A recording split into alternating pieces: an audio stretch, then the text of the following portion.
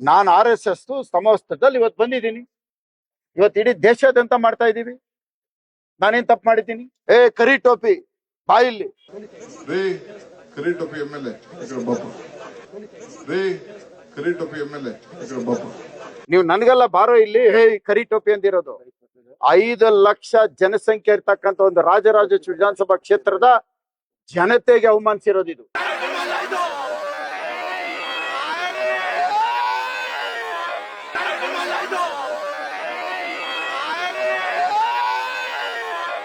ಇವತ್ತು ನನಗೆ ಮಾಡಿರೋ ಅವಮಾನ ಅಲ್ಲ ಇದು.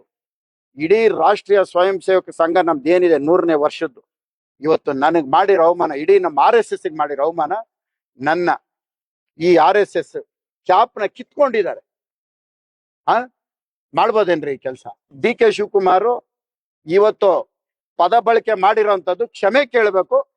ಅವ್ರಿಗೊಂದು ಮಾನವೀಯತೆ ಇದ್ರೆ, ಅವ್ರು ಒಬ್ಬ ಶಾಸಕನಿಗೆ ಗೌರವ ಕೂಡ ತಪ್ಪು ಮಾಡಿದ್ದಾರೆ. ಆದ್ರೆ RSS ಅವಮಾನ ಮಾಡಿದ್ದಾರೆ, ಅದಕ್ಕೆ ಕ್ಷಮೆ ಕೊಡ್ಬೇಕು.